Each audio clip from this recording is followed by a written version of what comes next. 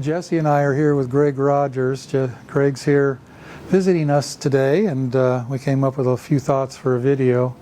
Greg has appeared in several videos on our channel.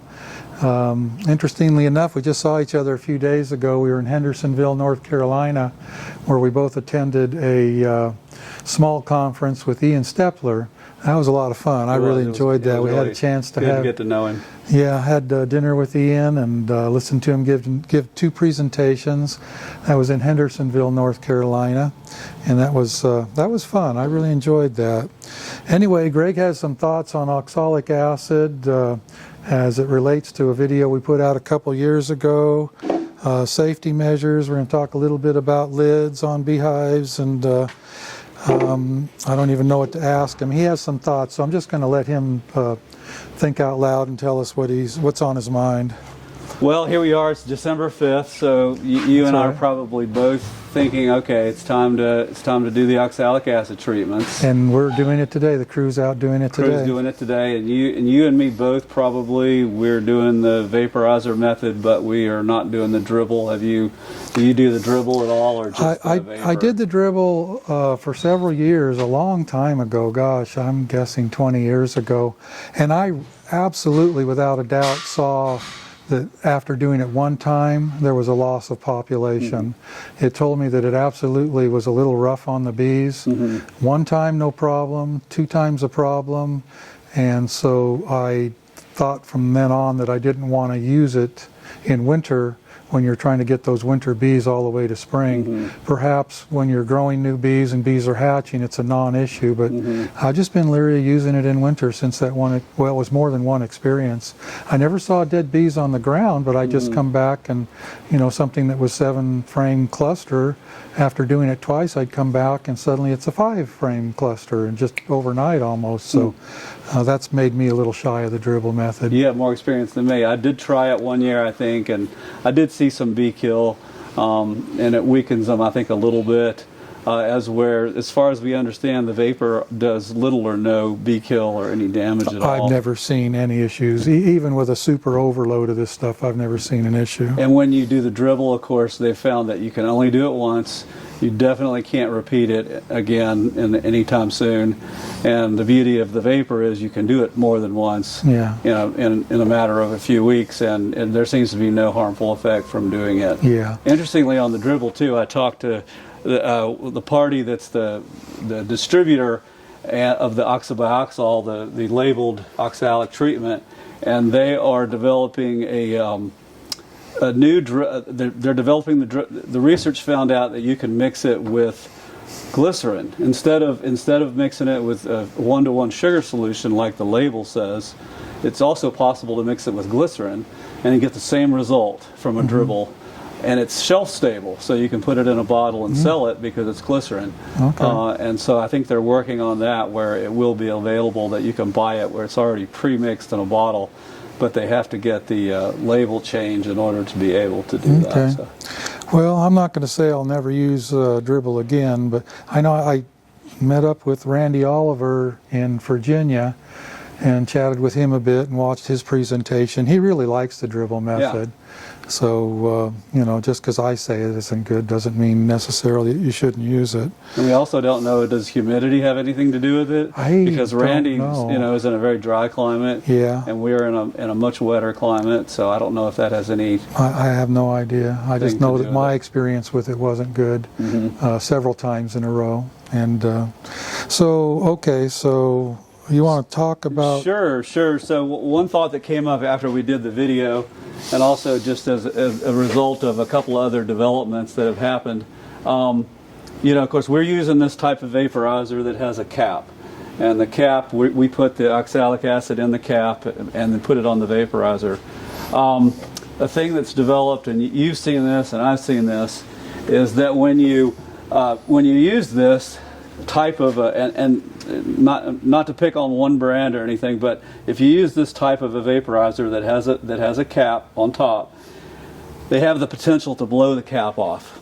What's happened is in our area, just the geographic area near me, I know 2 people that have been injured while using this type of vaporizer. In both cases, the cap blew off and hit them in the face. So the critical thing on any of these vaporizers where you have a cap like that, whether it be the silicone caps or the plastic caps or whatever they are, the really critical thing to know is you need a full mask. You need a mask that not only covers your breathing through there, but something that will cover your face. This is a full face mask, so it has the shield up here and the respirator here. So it's on like that. Definitely with oxalic acid, don't use the half mask and leave your eyes unprotected. That's a mistake. In both cases, the caps blew off, hit people here in the upper part of their face, and caused some injury. So they're great. They're great devices. I've had this one for 5 years or so. I use it. I plan to continue to use it. I'm not going to buy one of the new ones with the batteries and all that. I'm perfectly content with this. The caps rarely blow off. They don't blow off a lot. Just every now and then one will. You thought possibly it's O-rings. Well, I was looking at that. We've had just very minor problems with this also. And this O-ring is pretty small. I would think that fatigues over time. And I'm just wondering if replacing the O-ring alone would, have some effect. And then, the new style cap with the plunger in it, that thing's a lot heavier. It may, the extra weight may solve some of the problem. Yes, that might solve the problem. This is a altogether. measuring device, a plunger. You just stick this in your container of oxalic and it gives you, a predetermined amount. But that's pretty heavy. And most all the new battery-powered ones, they use the new plunger like that. Okay, right off the bat, I feel a difference between that O-ring and this O-ring. Hi, Jesse, you're listening. I think we need to replace all the O-rings on all our caps just for general purposes. Yeah. Yeah. Okay. So why do the caps blow off? I talked to one of the companies that makes these types of vaporizers and pointed out something to me. Of course, the labeled legal dose is still just is still 1 gram per box. So on a 2-box hive like this, the labeled legal dose is supposed to be about a half a teaspoon dose. But as we all know, several researchers have come out and said that dose is too low. The registrant and the distributor are working on a label change right now to get the dosage on the label raised up to the level that the researchers are saying is what's a necessary dose to do it. So for on a 2-box hive like this, the research has shown a full teaspoon. For 2 boxes, you'd need a full teaspoon, which is what's in this. The problem is these devices weren't designed to take a full teaspoon. They were designed to take a dose that's only half that big. So when you use this and you use a full teaspoon, that's part of the problem. The other part of the problem is that oxalic acid contains some water. All oxalic acid that you buy, and if you store it in a bag for a year, it's going to pick up a little bit more water out of the atmosphere. Oxalic acid is actually hygroscopic.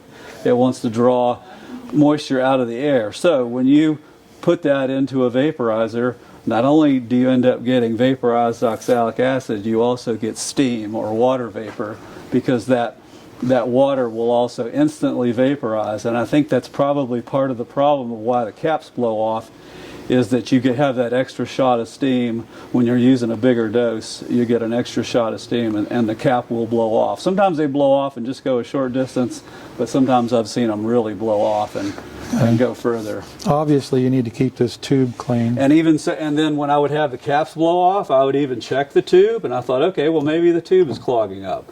And I would check the tube, and the tube was fine. It wasn't clogged up. Okay. So there's obviously a problem with that. So just wear your mask, be careful, and you'll be fine. I've never been injured. I'm still planning to use it just like it is. What I also do is I have 4 caps, and so when I put this one in the hive like this, while it's going, I move on to the next one, and I'm filling the cap getting ready for the next one and the next one. So I'm not usually bent over it like this. I don't like to bend over it and hold the cap. I like to just get out of the way and move on. Okay. And I find that a little bit easier So to you're do. about ready to start your treating, or what? Yep, about ready to start the treating. I think I'll start. We've had a warm couple weeks. I have not checked to see if there's any. Have you checked to see if there's any brood remaining in the Yeah, hive? we still got a few colonies, like 1 in 10 laying a few eggs.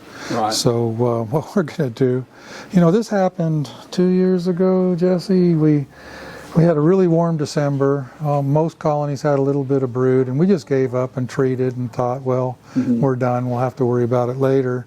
And then in January, they went broodless because it got cold in January. So this year, we're doing one right now. Today, the crew is out doing it. And as soon as we get through the outfit, we'll be done for a little while. We'll come back in 2 or 3 weeks around Christmas, do it again, and then maybe the 1st of January or the week after the 1st, do it again. So we're going to do it 3 times, but we're going to spread them out, trying to catch the colony. Perhaps the colonies that are laying eggs now, a few eggs, may be broodless in 4 weeks. So we're just going to kind of spread it out rather than just do, once a week until it's over. Right. And then are you going to, what's your dosage going to be? We're doing 4 grams per box. Singles get 4 grams, doubles get 8. And I know that's not what the legal dose is, but all the research I'm looking at says at least 3, probably 4. There's a point of diminishing returns, I believe, somewhere between 3 and 4. Like to go to 4 from 3 is just a little better, but not a heck of a lot better. But the difference between 3 and 2 is pretty notable. So at least 3, but we're kind of shooting for 4 in each box. Yeah. So that would be a whole lot in that cap. That's a lot, yeah. That's a lot of. Of course, we got the VM vaporizer You got out the big there. silver cannons. And that's a little trickier to try to figure out what the dose is that you're putting in there, but we've kind of got it figured out. So again, I think the key is multiple times. Just doing it once probably isn't effective enough. And we've been talking about whether just doing this oxalic in winter is good enough to make it all the way to the following August. And there was a time when I just treated for mites once in August and I was done, and it really did get me to the next August, but I think those days are past. My experience, first of all, I'm taking a whole new attitude now. It used to be to treat my colonies to bring the mite numbers down. My new thoughts on this are treat the colony so the mite numbers never get real high. Don't let them get high. And I know that treating for mites is not the end all to this game. We've got to work on genetics and other tools, but for right now, I'm all about treating to keep my colonies healthy while we develop genetics and, the VSH line. Corey Stevens is doing so much work on that. And you've got some virgins from Corey, so is there anything you can say about that? We'll talk about that in a minute, but let's talk again about what we were talking about, which was when we did the video before, we had this discussion where we said, okay, if we treat like this 3 times in December, it's really heavy treatment, theoretically we might get the mites down to the point where they're almost 0. And if we did that, could we then skip our spring and summer treatment entirely, spring, early summer treatment, could we skip it entirely and last all the way till August before we treated? That was kind of our thought we had, and then we left it there. And then after we did that video and we had that discussion, I thought, okay, there's a really easy way to test this. And so what I did in 2022 was I did that on some hives. I gave them 3 heavy doses of oxalic in December, skipped the spring treatment, went all the way till August and sampled 15 hives. They were in 5 different bee yards, but I sampled 15 different hives, and I came up with mite counts that averaged about 24. So what that told me was, it answered our question, I think, which was with the stock I had, which is not particularly mite-resistant bees, with that stock, I could not skip the spring-summer treatment. I needed to do the 3rd treatment. And so essentially it's like what Randy Oliver's talked about with his mite models.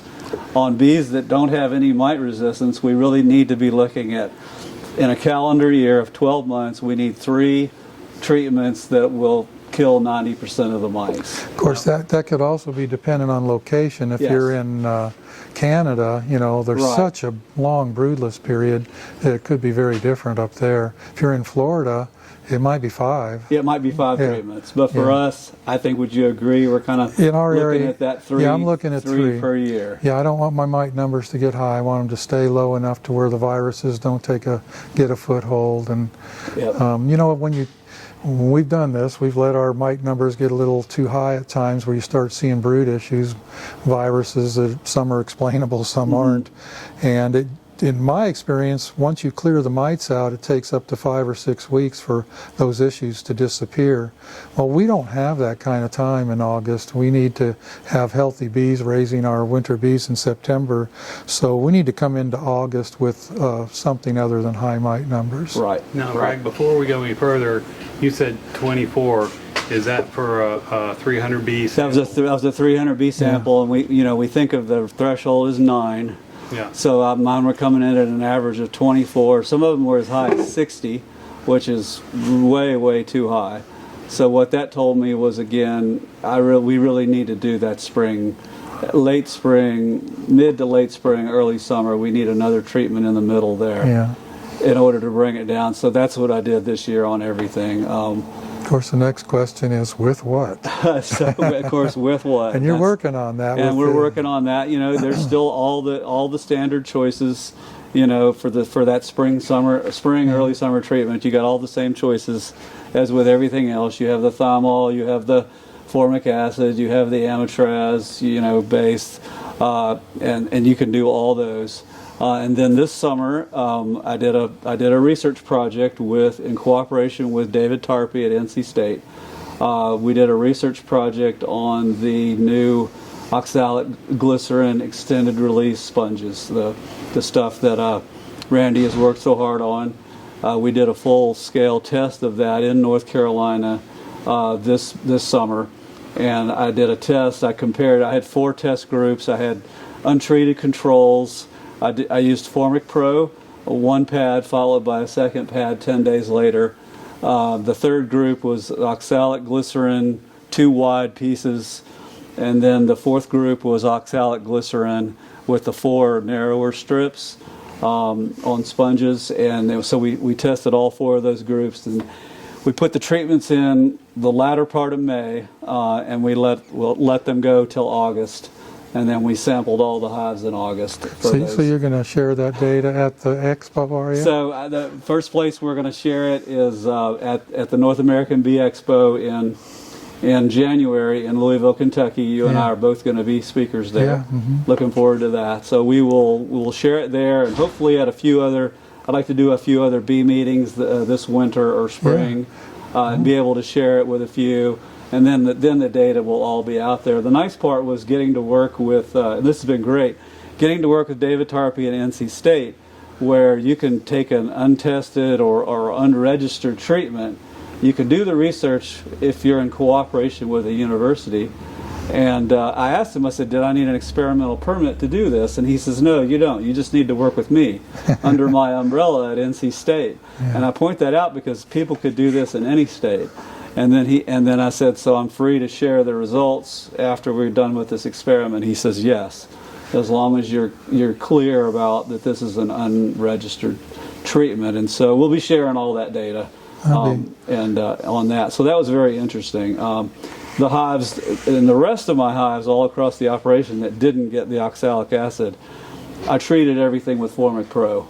For that May treatment, I did Formic Pro, I did the 1 pad, and I waited 10 days and did the second pad. Temperatures weren't very high. I intended to start more of the earlier May, but it ended up being kind of the end of May. But our temperatures were mild, and it worked fine. I didn't, with doing the Formic Pro 1 pad and then the second pad, I did not have any queen loss. You've or used kill. 2 pads in the past, haven't you? I have used 2 pads in the past at once, and I would I would not choose to do that again. Yeah. I saw queen loss and problems with it, but with the 1 pad followed 10 days later by the second pad, I think with Formic Pro that's the best option. I know it maybe doesn't get quite as high a mite drop or mite kill, but I think it's adequate as a treatment. Yeah. All right. And your experience with it? Same. I just 2 pads. I fried some colonies. 15 years ago when I tried it with the old version, Max or whatever those were called, I said I'll never use this stuff again. And then 15 years later, here this year, I tried some and had some pretty bad results. And it wasn't high temperatures. I've had some people tell me what they think I did wrong, which according to the directions, I did nothing wrong. They're just some tricks. And I saw this in Virginia when I watched Randy Oliver's presentation. You know, he pretty much has proved that a huge amount of the formic acid evaporates, or whatever you want to call it, in the first 24, 36 hours. So, you know, the graph goes way up and then it drops way down for the next 7 days. And a lot of people have suggested, him included, that you may need to cover part of the pad so all of that doesn't flash off so soon. And you can do that with a flat migratory lid on a single if you can squish it down in there. You know, I was using rims, and that's what some people said I did wrong. I had a rim on top, 2 pads on top, and boy, we cooked some colonies. This is which month? This is in which month? In 1st October, because we had some colonies where the mite load was just more than we were comfortable with. We had done Apiguard, and because of the weather, some of our the heat, some of our colonies didn't get the full Apiguard dose that they should have. You know, the full regimen, if you want to call it that. And we tried to come back with some Formid. And then Alberta, we have another friend that uses Formic year after year, and he just loves it to death, but he doesn't do 2 pads. He does 1 pad, and then 7 days later he comes back and gives them another, and he's very happy with that. So there's a learning curve with this Formic, just like there's a learning curve with Apiguard and Thymol, very heat sensitive and all of that. And yeah, I'll use it again, but I don't know why, Greg. I got to learn all this stuff the hard way. Why can't I just get it right off the bat, you know? Well, but we cooked a bunch of colonies. We lost a bunch of queens, and we went back. We had a bunch of nukes. We had 400 nukes that we're going to overwinter and sell in the spring, and we've got 20 left because we used the nukes to fix the issues. And now the colonies are fine. I mean, we got all the colonies we had in summer, but we don't have those 400 nukes anymore. So anyway, that's part of beekeeping. If you're incapable of taking those types of hits and riding the roller coaster ups and downs, if you can't do that, you need to not be doing this for a living, because inevitably everybody takes a hit. They do. And I think in 40-something years of beekeeping, there's not been a single year that I can't look back and say, man, I wish I wouldn't have done that. So something, you know, so I'm always learning. Well, so, we always have that tendency, too, to want to, we get a new idea and we want to do something different, and we're tempted to do it on every hive. That's a good point, and always be cautious about doing something you've never done before. Maybe you shouldn't do it on every hive. Yeah, well, maybe you should do it on a few and see how it works. In this case, I talked to several people that did exactly what I did, and they all said, "Oh, great, no problem." Well, and even now, some of them are saying, "Well, what did you do different, or what was something wrong with the pads?" Right. I don't know, but I'm learning that this formic acid, you need to be careful with it. And then back to the spring treatment too. We were talking about, you know, you could do the thymol based, or you could do the amitraz, but on both of those, you would have to get it off well before you put honey supers on. Yeah, and plus be clear that it's going to affect your queen laying. You know, both of those slow the queen down. Right. Yeah, which during swarming season might be a good thing, or right before swarming season, used as a swarming tool. Right. We've done that several times. With Apiguard, we slowed the queen down in late March with some Apiguard, and I saw that. Brought our swarming numbers way down by doing that. So you brought a lid, and show us what you're doing. Yeah, so you just asked, am I doing anything different this year than the last time we talked or whatever, and I couldn't come up with a whole lot. What I had done the previous 2 winters is I'd really liked the Reflectix. I'm like you, I have a migratory cover, and I've had a migratory cover for a long time because I moved bees a lot. I moved bees for pollination, and I moved bees for sourwood honey. I didn't want a top hole or anything that I had to worry about, so my hives have always just had a migratory cover with no top ventilation at all. Mine's a little different than yours, only in the, you know, it's got a recess on the bottom, and it has a little bit of a rim on the side, so it hangs over the side. But otherwise, it's not, it's just a pretty much of a migratory cover. But of course, with a cover like that, you're going to have condensation problems in the winter. We're in the south, but we're the northern edge of the south, and even here with a migratory cover, you get into some problems with condensation on the bottom of it in the wintertime. So we don't have as much trouble with it freezing and forming ice and falling back on the bees. So what I started, and so I had significant condensation problems. I would even have, the covers would be very wet, and I would even have some black fungus growing on them. So I switched a couple years ago to doing the Reflectix on the top of the hives like a lot of people do, just using a single layer of that and then using the lid on top of that. And I've done that the last 2 winters, and that really seemed to solve most of the condensation problem. I would still see a little bit of condensation around the edges. And then the only change is this year I've kind of fully embraced that concept, and I'm putting a single layer of 3/4 inch green board on top of the Reflectix, and then just putting a cover on top like that. And many of you have probably followed the discussion, the condensing hive versus the ventilating hive, and the whole concept of that. And so of course what that does when you have a setup like this is now no condensation occurs at the top at all, and if there's any condensation, it'll be on the sides of the box inside, and the bees can use that water. That's not harmful to the bees to have condensation on the sidewalls. Yeah, the idea is just don't create this puddle up here that can drip back down. Right. And I saw even here in this area several times in the past, I would see when we had extended cold, it would turn into frost on the upper side of the cover, and then on a warm day it would all melt at once and literally soak the cluster. Right. So this eliminates that, and seems to work fine without any top ventilation at all. Okay. I think it works just fine. The bees seem to like it. They come right up and cluster right underneath it. If you peel the silver back, the cluster will often be just clustered right up against it. I noticed that on my colonies too when I used it last year. Yeah. Well, we're doing something different this winter that I have never done before. We haven't started it yet. We have a lot of singles this year. Okay. For whatever reason, we ended up with quite a lot of singles and only. Not too many double deeps. And we poured a lot of feed in them, but through November they seem to kept on brooding and used a lot of that food up. We should have kept on feeding, but we just kind of stopped on schedule, normal schedule. And although they're not starving, they still have some food. They're never going to make it to February or March.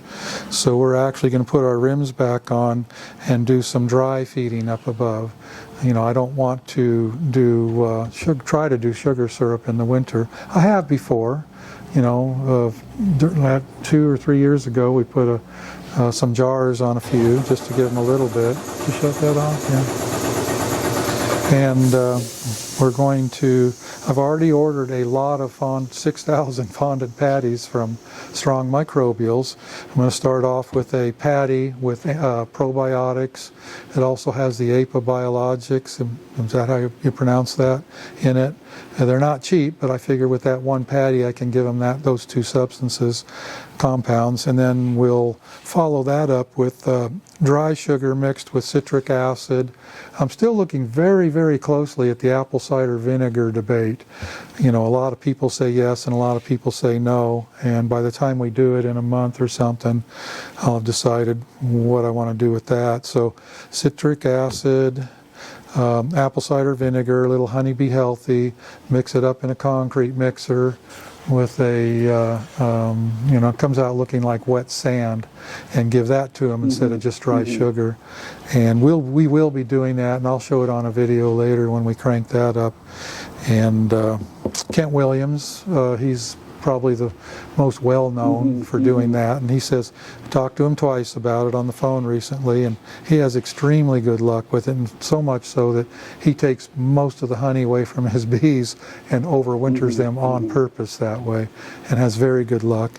And so I'm not afraid of it. We're going to embrace it, and who knows, we might even like it so much that we do a lot of it in the future. Yeah. And also that sugar will tend to collect some of the condensation up there, so Yep. we'll be playing with that And later. you know me, I'm the baggy. I like the baggies. The baggy guy, so yeah. What I'll probably, similar to what you're saying, probably along January, February, if I start to see some that are maybe getting lighter, I'll put on the rim like you're talking about, but I'll probably do the baggies. Yeah. I just found that's a really easy Yeah. way to do it, and the bees come right up and readily. Well, you're Draw running down you're the running a baggies. deep and a medium, Deep so and a you medium, yeah. probably got 30 pounds more than me at this time. Hopefully, yeah. But again, like you said, we've had some very warm weather this fall, and I don't check heavily in the late fall to see how heavy they are. They're on pallets, so it's a little harder to check. And I know there'll be some that are too light. But first line of defense is I usually would go through, and if I have hives that are a little bit light right beside a hive that are very heavy, I'll actually swap frames of honey, and you we probably do that. some of that We've too. already Equalization. yeah, we've already been I'll doing do that first, and then after that I'll start baggy feeding. I don't usually like to start baggy feeding till February. Well, later it can get February. them rearing a little Yeah. brood, can't it? Yeah. And So you don't want to overdo that. we're going to get we're going to get the first 2 doses of Oxalic done, and then we'll start doing some feed. Because I think even what I just described will probably stimulate them a little bit, especially that honeybee healthy stuff. Anything else on your mind? No, can you think of anything else? Nah, when you leave, I'll think Yeah, of of course something we will. else. I've actually got a question. Yes. Just for the video there, if you will describe to the video the type of 2-part cartridge that you use. Oh yeah, want for to talk your about mask. Oh, Just the oxalic acid, you want to make sure that you're very protected. yes, you do. And there are various types of cartridges, and I believe I have the proper cartridge. For the 3M masks, it's a 60923. And I believe that is appropriate for organic acids. correct. Yeah. It's not just organic sprays; it's organic acids. Particulates. You know, I've got a. But I've looked it up several times, and that is the proper number for the cartridge that you want. We've got a man helping us today. He's a sideline beekeeper, and he just wanted to work for us for a while. And he actually is a trained hazmat, EMT, firefighter type of guy, and he talked to us a lot about covering your skin too. Long sleeve shirts, perhaps some of the rubber gloves, and as Full face mask for sure. Full mask, and then when you're done, wash your exposed skin. Wash it off with lukewarm water and clean your skin, because the moisture from your skin can make your skin absorb a little of that too. So of course the water in your eyes would make you absorb a lot too. The more the better. Yeah, you said you had some experience with that this summer with some of your crew. We did, yeah. We had, I don't know what we were doing, nukes or something. I think it was the nukes we gave around Oxalic. Yep. And they came back not sick, but not feeling quite up to par. And we thought, well, maybe it's the combination with warm weather. So I think it's probably has a lot to do with they were wearing T-shirts and, didn't wash themselves off afterwards. So this oxalic acid ain't no joke. No. Although it seems to be the least toxic thing we can do to our bees right now, we got to be careful with ourselves. You were asking earlier about queens, and we do all this talk and the research I did this summer and all this stuff, and it's all about treat. Yeah. And isn't there some other way of approaching this or looking at it? And yeah, obviously the answer in the end, it's going to take a while, but the answer is we need bees that have more genetic resistance to the mites. So even though I was doing all this research this summer, myself and several other beekeepers in the area, we're really trying to push forward and push hard on getting more mite-resistant bees in our hives. It's out there. It's out there. Because the test that I did as part of that experiment, I saw pretty quickly that my bees are not that resistant to mites. They need to be more. And so what we've done is I've bought a breeder queen. A couple other friends have bought breeder queens from other sources. They're all supposed to be sources that are somewhat resistant to mites, and we're just working towards that. It's obviously not something that you're going to switch over in a year. I don't foresee not treating hives. I live in an area with a huge number of beekeepers, and so whatever bees I have are still going to constantly be crossing with whatever's out there. And so, but I still think we need to push the whole picture more in the direction of bees that have some resistance to the mites. So, I agree. So I raise my own queens, and I'm buying the breeders just because I want to I want to pump in a little bit of the more resistant genetics. But it'll be a work in progress. And then we'll also start doing some testing, either Harvo testing or the new UBO tests when it comes out, to see if to try to pick out queens amongst our own bees that could be potential breeders. So are you guys thinking about heading more in that direction? Well, I mean, it's on my mind. We haven't done anything yet. Again, watching Randy Oliver in Virginia, he had a neat presentation on how they pick out their breeder queens. It's not that hard if you're willing to wash all your colonies, Right. do mite washes on all your colonies. You can pick out the breeding stock. So it sure is something on my mind. Yeah. Of course, I have another thing too. You know, I just turned 70. I'm not going to be doing this till I'm 85. Maybe on a smaller scale, you know, as a hobbyist or something. We hope but, you will be. Yeah. So I don't know. Do I really want to get deep into that type of work? My head says yes, but you know, being realistic, I don't know. Yeah. We'll see. That's a Yeah. different subject. Seth says you're not going anywhere. Who says that? You're not going anywhere. I'm not going anywhere. Yeah. Yeah, I told Lewis that the other day. Lewis, you're not going anywhere. Well, we could have, you know, there's a lot of talk about Amatraz treatments failing. Yeah. You know, the clock is ticking, and we need to work harder in that direction. One thing I'm doing absolutely for sure, I've been talking to clubs about this specifically, and that is the synergistic chemical reactions that happen in our colonies between what's present in our comb and you know, what's coming in. And there's a huge difference between synthetic compounds and organics, and all of the organics that we are currently putting in our colonies, they're poison too, but they go away. They don't persist. They don't stay. So I'm pronouncing that we're turning into organic beekeepers. We're still going to treat for mites, but we're going to do everything organically from here on out. Yep. Yeah. All right. Well, appreciate you. Thank you, Bob. It's always fun. Okay, we got your truck loaded, and you're ready to go Yep. back to Asheville, Yeah, we aren't are. you? Okay, so I'll see you in Kentucky, and Yep. that's only a month away. Yeah, it's only a Less month than away. a month away now. Yeah. Did you finish your talk? Are you ready? No, I just talked to Cayman, and he wants me to change one of my talks. So Natalie asked me for my PowerPoints, and I said, well, it looks like I need some more time. So the one on honey is good. I got that done, but I'm going to do another talk on growing your apiary. So I've got to put together a PowerPoint presentation for that. So that'll take me a week or 10 days, and then I'll send it off to Natalie, and then I'll be ready to go. And we are bringing a huge booth. We're going to have a 20 by 40 booth at this thing. Wow. In fact, it's upstairs. We're doing a mock-up of it tomorrow. We got a big space on our floor opened up there, and we're going to try to set up to see just how we're going to do it. And I'm going to have 6 people running the booth for me so that we don't get... Last year was a catastrophe for us, so I wasn't prepared for the onslaught of people, and our booth was kind of poor last year. We didn't do a good job.